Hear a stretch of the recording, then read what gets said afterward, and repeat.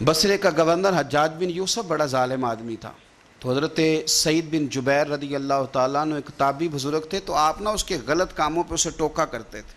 ہمارا یہ مسئلہ ہوتا ہے کہ جب ہمیں کو ٹوکتا ہے تو ہمیں ضد چڑھتی ہے، یہ نہیں دیکھتے کہ میں پہلے دیکھ لوں میری کہیں کوتاہی پہ تو نہیں ٹوک رہا۔ وہ ظالم تھا، آپ اسے ٹوکتے تھے، تو جب روک ٹوک ہونے لگی تو یہ جو بادشاہ قسم کے لوگ ہوتے ہیں ان کی خواہش ہوتی ہے کہ ہمیں پوچھنے والا کوئی نہ ہو۔ روک ٹوک بڑی تو اس نے بلا لیا حضرت سعید بن جبیر رضی اللہ تعالیٰ عنہ کو، بلا کے کہنے لگا میں آپ کو قتل کروں گا۔ تو آپ فرمانے لگے جس طرح تو مجھے قتل کرے گا نا، میرا رب بھی تجھے اسی طرح ہی قتل کرے گا۔ اللہ والے تھوڑا کسی سے ڈرتے ہیں، وہ اسی طرح تجھے قتل کرے گا۔ کہنے لگا حضرت سعید بن جبیر رضی اللہ تعالیٰ عنہ سے کہ اگر آپ مجھ سے معافی مانگ لیں گے تو میں آپ کو چھوڑ دوں گا۔ تو آپ فرمانے لگے معافی تو میں روز مانگتا ہوں، پر صرف اپنے رب سے، تجھ سے کاہے کی معافی مانگوں، کس بات کی تجھ سے معافی مانگوں۔ کہنے لگا پھر آپ بعض جلاد سے کہنے لگا اسے قتل کرو۔ آپ نے ہنسنا شروع کر دیا، تو وہ کہنے لگا ہنستے کیوں ہو؟ فرمانے لگے تیری جرت پہ ہنس رہا ہوں کہ خدا کا کمزور بندہ ہو کے تو کس طرح کی جرت کے ساتھ باتیں کر رہا ہے کہ میں تجھے قتل کرا دوں گا۔ اس نے کہا پکڑو، اور غصے میں آ گیا، پکڑو اور انہیں قتل کرو۔ جب قتل کرنے لگے تو آپ نے منہ کعبے کی طرف کر لیا اور پڑھا انی وجہت وجہی للذی فطر السماوات والارض حنیفا وما انا من المشرکین۔ کعبے کی طرف منہ کر کے یہ دعا پڑھی تو کہنے لگا اچھا اس کا رخ پھیر دو کعبے سے۔ تو آپ کا جب رخ پھیرا تو آپ فرمانے لگے تو بڑا ہی بیوقوف ہے، فَإِنَّمَا تُوَلُّوا فَثَمَّ وَجْهُ اللَّهِ، تمہیں پتہ نہیں منہ جدھر بھی کرے اللہ ادھر ہی ہوتا ہے۔ تو بڑا بیوقوف ہے، تو کعبے سے رخ پھیر کے سمجھتا ہے کہ اللہ کوئی معاذ اللہ مقید ہے، ادھر رب تو ہر طرف ہے، جلوہ تیری ذات کا کو بکو ہے، میں جدھر دیکھتا ہوں ادھر تو ہی تو ہے، جدھر دیکھتا ہوں ادھر، جے میں تینوں اندر جانا تو پھر مقید جانا، تو جے میں تینوں باہر جانا تے اندر کون سمانا، اندر بھی تو میں تے باہر بھی تو میں تے بلا کون نمانا۔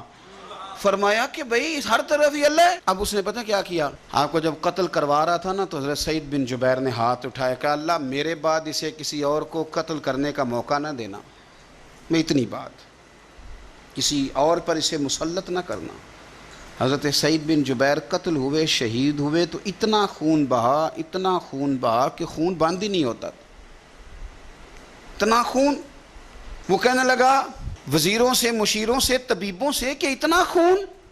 تو وہ کہنے لگے بادشاہ یہ خون بتاتا ہے کہ یہ بندہ تجھ سے ڈر کے نہیں مرا، ورنہ تو تلوار بندے کے قریب آتی ہے تو خون خشک ہوتا جاتا ہے، ورنہ تو حکم ہوتا ہے سزائے موت کا تو لوگوں کے کپڑے ڈھیلے ہو جاتے ہیں، جسم کمزور ہو جاتا ہے۔ یہ بندہ نہ ڈر تھا، اس لیے اتنا اس کا خون نکلا ہے کہ اسے کوئی ڈر نہیں تھا۔ حضرت سعید بن جبیر کو قتل کرنے کے بعد نا حجاج بن یوسف 15 دن زندہ رہا ہے، صرف 15 دن۔ کینسر ہو گیا پیٹ میں، اتنی تکلیف ہوئی کہ جس بیماری کو آج آپ کینسر کہتے ہیں کہ کسی کی سمجھ میں نہیں آتا تھا۔ طبیب گوشت کی بوٹی ڈالتا تھا دھاگے کے ساتھ پیٹ میں، تو باہر آتی تھی تو وہ گل سڑ کے باہر نکلتی تھی، اس کے اپنے بھی اس کے کمرے میں نہیں جاتے تھے۔ او یارو، ظلم کرتے ہوئے لوگ سوچتے نہیں کہ اس کا حساب کتنا بھیانک ہوگا۔ رات کو چیخ مار کے اٹھتا، گھر والے کہتے تجھے کیا ہوا؟ کہ 15 دن زندہ رہا، ایک رات سو نہیں سکا۔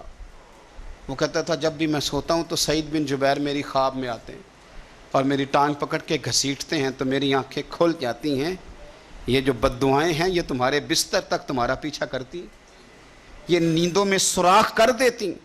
لوگ کہتے ہیں پتہ نہیں کیا بات ہے سویا نہیں جاتا، تو میں کہتا ہوں پتہ کر لو، شاید کو بات نکل ہی آئے، پتہ کر لو، دیکھ لو، غور کر لو، توجہ کر لو، شاید کو بات نکل آئے۔ اگر نکل آئے نا تو پھر توبہ کر لو، اور اگر نکل آئے تو پھر معافی مانگ لو، اگر نکل آئے تو پھر اللہ سے ڈر جاؤ، اگر نکل آئے تو پھر احتیاط کر جاؤ۔